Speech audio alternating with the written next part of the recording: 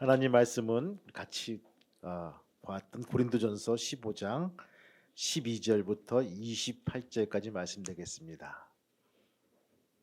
제가 한 절 읽고 여러분들이 한 절 읽고 이렇게 읽다가 마지막 절은 같이 읽겠습니다. 천천히 같이 제가 한 절 먼저 읽겠습니다.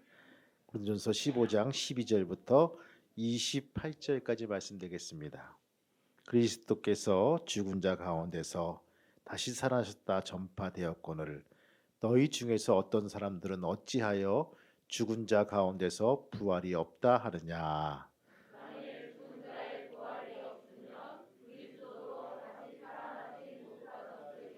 그리스도께서 만일 다시 살아나지 못하였으면 우리가 전파하는 것도 헛것이요 또 너희 믿음도 헛것이며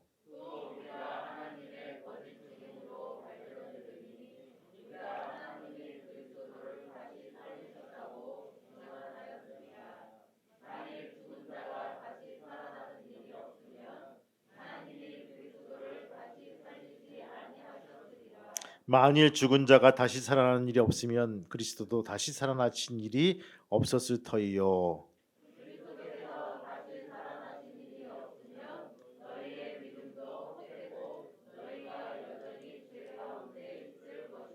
또한 그리스도 안에서 잠자는 자도 망하였으리니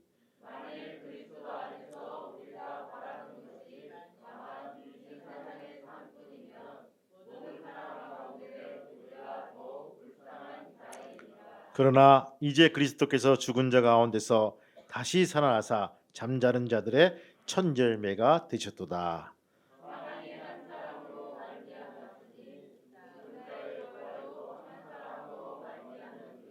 아담 안에서 모든 사람이 죽은 것 같이 그리스도 안에서 모든 사람이 삶을 얻으리라.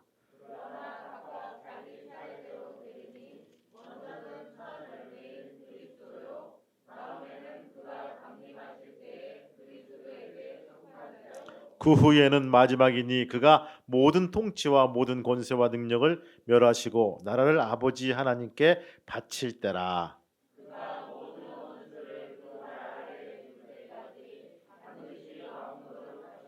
맨 나중에 멸망받을 원수는 사망이니라.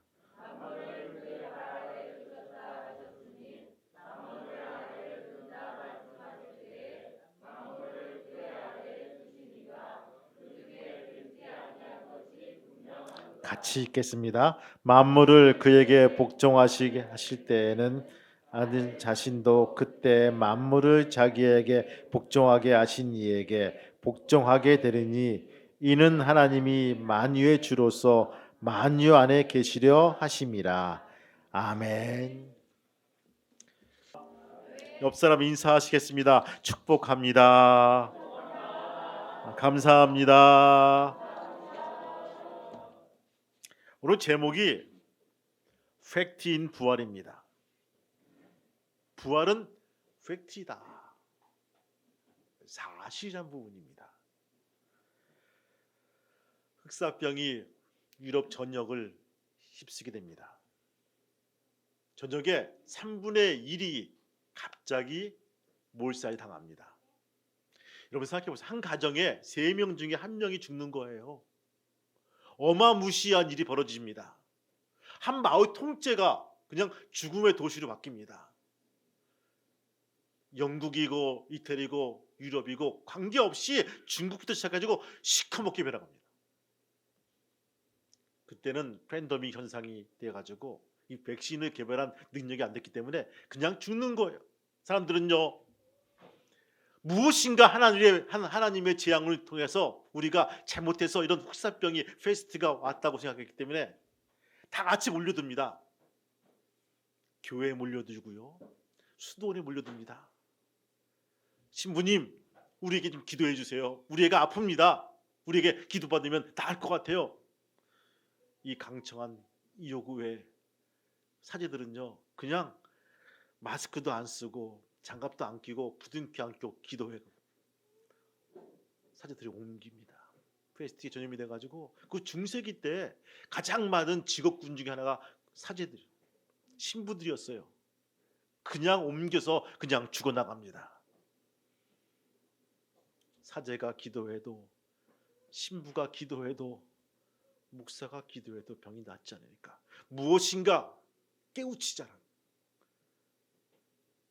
의학적인 지식을 가지고 깨우치자라고 그런 운동이 벌어집니다. 그것이 르네상스란 것입니다. 여러분, 패스트가 지구상에 와서 발전된 것이 많이 있지만 그 중에 하나가 그 인본주의 사상이란 거예요. 르네상스란 부분들. 근데 그것이 다 좋을까요?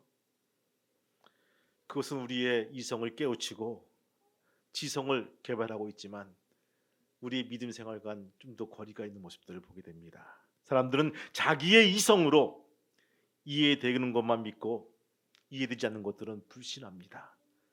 때로 이해되지 않아도 믿어야 할 때가 있고 이해되지 않아도 못 믿을 때가 있다는 것입니다. 그래서 신앙에는요, 그 인본주의 사상이 가장 위험한 요소가 될 수가 있다는 것입니다.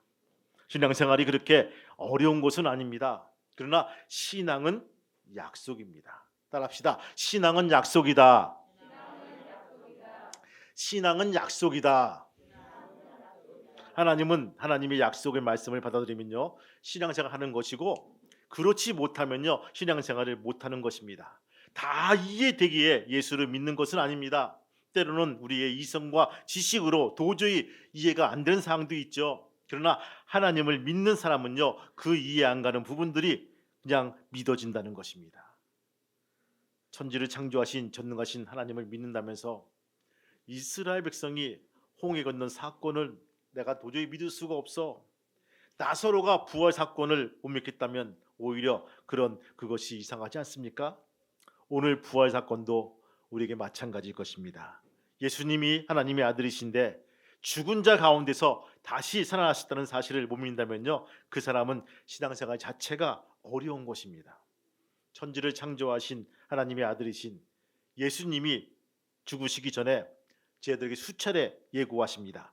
내가 죽은 지 3일 만에 분명히 다시 살아나리라. 한 번도 아니고 두 번도 아니고 만나는 족족 얘기했어요. 근데 여러분들, 그 얘기가 믿어지십니까?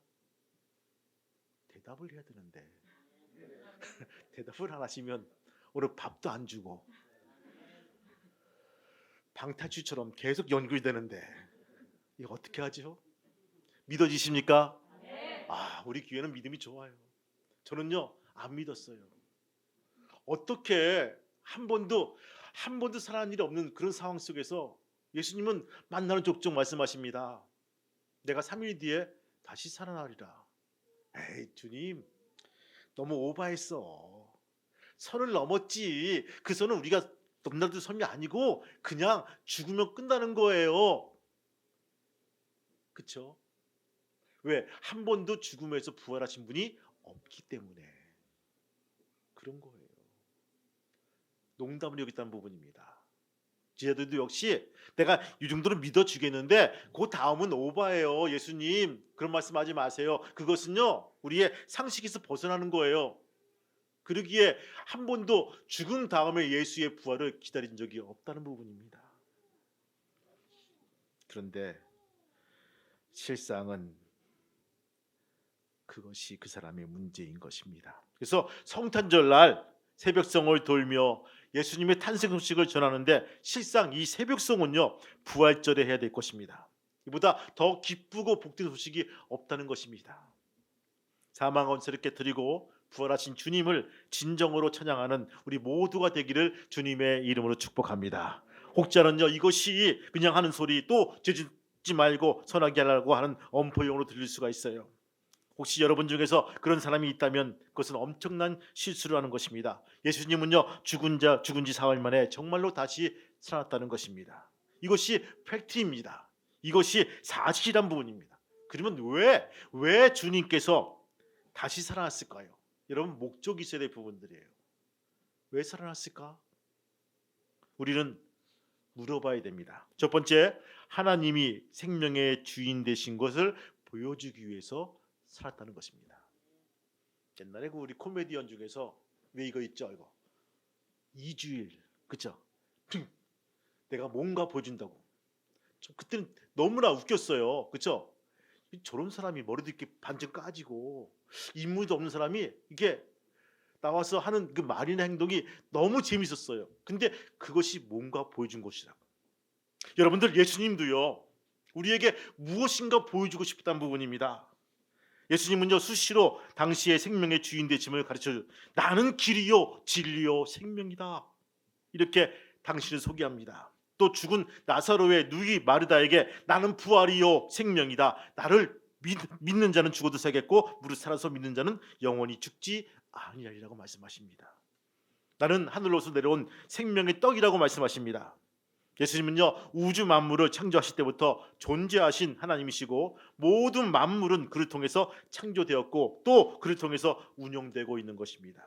그래서 예수님은요, 죽은 자를 살리시면서 당시에 바로 당신이 생명의 주인이심을 보여주고 싶었던 것입니다. 여러분, 이 재밌는 게 창세기 1장부터 요한계시록 마지막까지 재밌는 게 있죠. 이 주어가 누굽니까? 하나님이야. 하나님이 세상을 이처럼 사랑하사. 하나님이 너무 많이 넣고 주어를 빼버렸어요. 그렇죠? 그걸 듣고 싶은 거예요. 하나님이. 예수님이 부활하신 것은요, 무엇인가 보여주고 싶었는데 바로 모든 생명의 주인인 것이 누구다? 하나님이라는 것을 보여주고 싶었던 거예요. 사람들이 제일 두려워하는 것이 무엇일까요? 호랑이일까요? 더 무서운 게 꽃감이라고 합니다. 호랑이가 무서운 꽃감이니까. 아니에요. 여러분들, 죽는 것입니다. 그렇죠? 아마 병원 가서 여러분들 건강유지를 받아보고 다 의사가 한숨을 막 쉬면서 선생님 이제 앞으로 인생을 정리하시길 바랍니다. 그 말 들으면요, 꼭 사형 선고 받은 것 같아. 그럼 몇 개월 남았죠? 길어야 한 3개월 정도밖에 못 삽니다. 그러면 그 3개월이 지옥이야. 차라리 안 들었으면 3개월 동안 열심히 좋은 거 하면서 살다가 그냥 주님 부르시면 가겠는데, 그 말이 듣는 순간 뭐가 엄습하죠? 두려움이 엄습합니다. 공포가 다가옵니다. 여러분들, 제일 두려운 것이 뭡니까? 죽는 것입니다. 모든 인간은요, 본질적으로 죽음을 두려워합니다. 그러나 예수를 믿는 사람은, 바로 저와 여러분들은요, 우리 생명의 하나님께 속한 것임을 믿어야 될 것입니다. 그런 믿음이 없으면요, 생명력이 있는 신앙생활을 할 수가 없다는 것입니다. 예수님의 이런 제자가 어떻게 다 순교할 수 있었죠? 스데반이 어떻게 순교할 수 있었습니까? 그들은 생명의 주인인 하나님이심을 믿었기 때문입니다.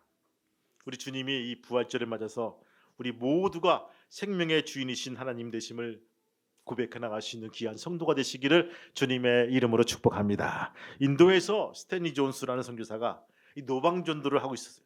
그때 이슬람 교도 한 사람을 이렇게 만납니다. 설교 중간에 끼어드는 거예요. 선생님, 우리는 당신들 기독교인들이 못 가진 거 한 가지가 있습니다. 그러자 스탠리가 말합니다. 그게 무엇입니까? 우리는 메다나에 가면 마호메트의 시체가 들어있는 것을 우리 숭상합니다. 정말 마호메트란 사람이 있었다는 것을 우리가 알 수 있고 그것을 철저하게 믿고 있습니다. 당신네들은 그게 없지 않습니까? 이 스탠리 존스는 가만히 그래서 맞습니다.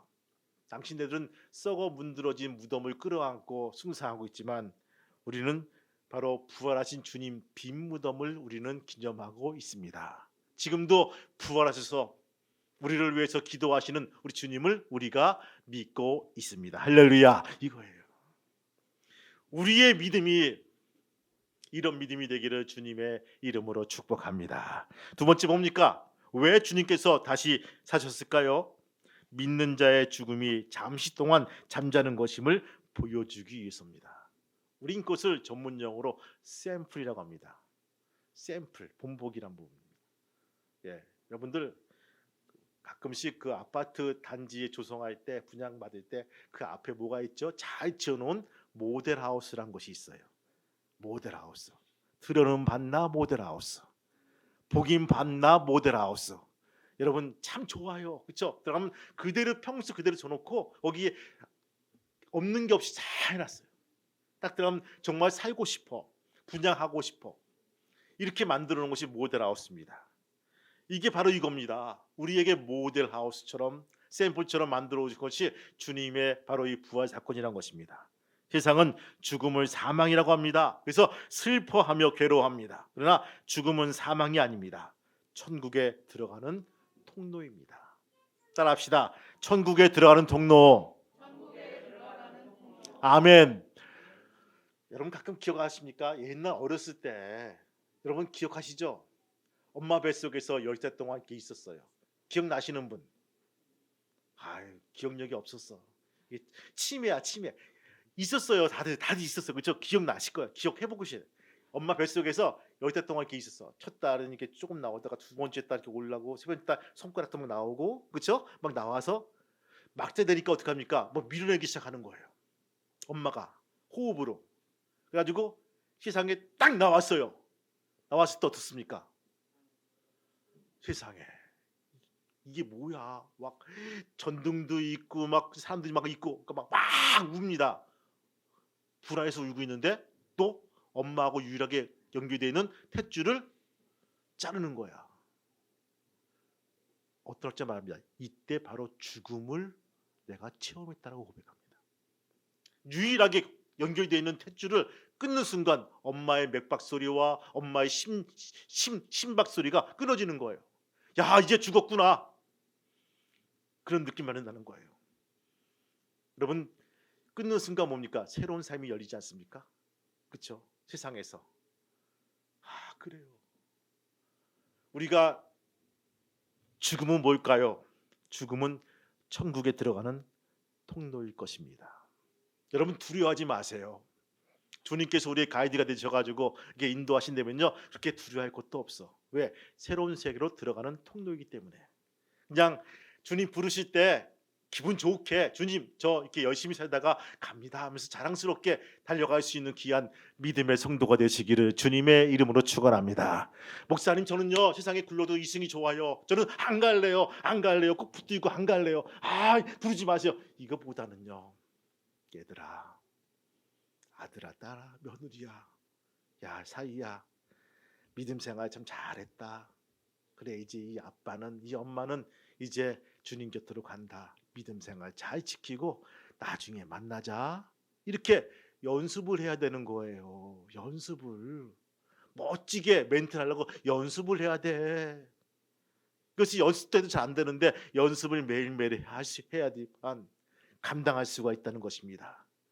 죽음은 천국을 들어가는 통로란 것들 우리 잊지 마시고 우리가 매일매일 주 앞에 다가설 수 있는 귀한 성도가 되시기를 주님의 이름으로 축원합니다. 여러분들 왜 잠들었다고 했을까요? 죽음은 영원하지 않다는 것입니다. 그래서 오늘 본문은요, 잠자는 자의 첫 열매가 되었다라고 고백합니다. 죽음에 대한 한국적 표현들이 재밌죠? 여러분들 돌아가셨다는 말합니다. 어디로 갑니까? 원래는 여러분 본향으로 돌아갔다는 뜻입니다. 이 말 속에는요 내세 신앙이 포함되어 있죠. 또 영면하셨다고 합니다. 영원히 잠들었다는 것입니다. 그러나 실상 영원히 잠들지는 않습니다. 잠시 잠깐 먼저 잠들었습니다. 다시 깨어나기도 하고 잠들기도 합니다. 그러나 인정받지 못한 사람들이 보면요 죽었다, 꼬꾸라졌다 이런 표현합니다. 아주 심하면요 이런 욕도 하죠. 꽥 되졌다 이런 표현들 합니다. 아주 상스러운 욕이겠죠. 여러분들 이 밖에도 여러 가지 표현들이 있습니다. 그러나 우리 기독교인들은요 일반적으로 소천하셨다고 합니다. 하나님께서 부르신 것입니다. 예수님의 부활은요 당신만을 위한 부활이 아닙니다. 우리 믿는 자의 모든 것을 위한 부활입니다. 그래서 성경은 첫 열매가 되었다라고 표현합니다. 첫 열매가 무엇입니까? 모델로 주님이 먼저 부활하신 것입니다. 아담이 범죄함으로 모든 사람이 죽어야 한 것처럼 예수님의 부활하심으로 모든 사람이 다시 살게 되는 것입니다. 그러기에 예수님의 부활은요 우리 부활로 보여주는 예표이며 동시에 너희도 이같이 부활할 것이라는 약속입니다. 신앙은 약속입니다. 그러기에 사망이 결코 아닙니다. 믿지 않은 자는 멸망이요 사망입니다. 그러나 믿는 자는 영생이요 소망인 것입니다. 첫 열매이신 예수님처럼 우리도 부활할 것을 믿고 나올 수 있는 귀한 우리 모두가 되기를 주님의 이름으로 축원합니다. 세 번째 뭡니까? 예수님의 부활은요 사단의 권세를 항복시키기 위해서입니다. 아마 사단은 좋아했을 거예요. 십자가에 못 박아서 죽기까지 한 것은 완전한 사단의 승리라고 보여집니다. 그렇죠? 그래서 야, 우리가 승리했다, 우리가 분명히 이겼다, 우리가 완전히 점령했다라고 좋아했을 거예요. 그런데 부활을 깜빡 잊어버린 거예요. 저렇게 살아날 것은 예측 못한 상황이란 부분입니다. 바로 이것이 혀를 찔린 사단의 전략이란 것입니다. 예수님이 부활하신 가장 큰 목적이 뭘까요? 사단의 권세를 무릎 꿇게 하기 위해서입니다.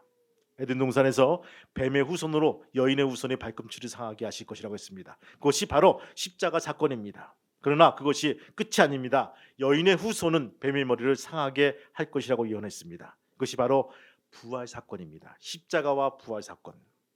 발뒤꿈치를 물어 사단이 이긴 것 같았으나 사망 권세 아래 놓일 수밖에 없는 우리 주님은요, 부활하시어서 사단의 머리를 박살내실 것입니다. 결국 완벽한 승리를 이루신 것입니다. 그래서 믿는 자들에게 더 이상 사단이 왕노릇 못하게 할 수밖에 없다는 것입니다. 우리는 이제 예수를 왕으로 섬기는 하나님의 자녀가 된 것입니다. 더 이상 사단의 권세와 죄의 권세를 두려워할 필요가 없다는 것입니다. 말씀을 정리합니다. 여러분, 예수님은 부활했습니다. 우리를 위해, 나를 위해, 나의 생명의 주인이 되시기 위해서 다시 부활했습니다. 두려워하지 마시고 담대하시기를 주님의 이름으로 축원합니다. 예수님의 부활은 농담이 아닙니다. 팩트입니다. 사실입니다. 역사적 사건이고 실존의 사건입니다. 더 나아가서 우리의 부활도 농담이 아닐 것입니다. 우리 앞날의 실존의 사건이며 너무나 명백한 사실일 것입니다. 여러분, 믿고 나의 부활로 만들어서 주님께 더욱더 다가설 수 있는 귀한 믿음의 성도가 되시기를 주님의 이름으로 축복합니다. 기도하시겠습니다. 하나님 아버지, 감사합니다. 오늘 부활이 팩트임을 우리가 알게 도와주시고 고백해 나가는 귀한 믿음의 성도가 될 수 있도록 인도하여 주시옵소서. 예수님의 이름으로 기도합니다. 아멘.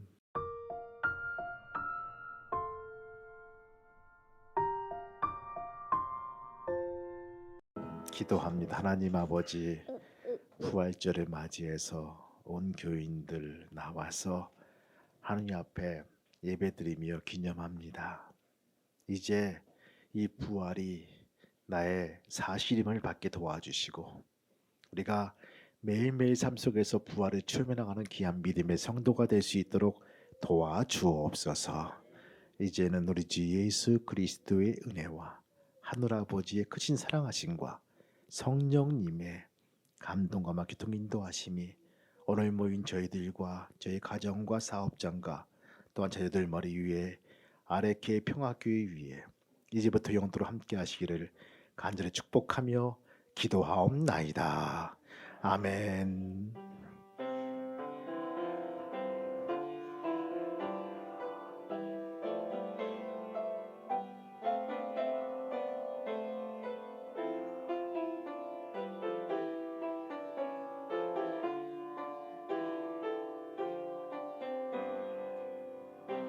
아멘.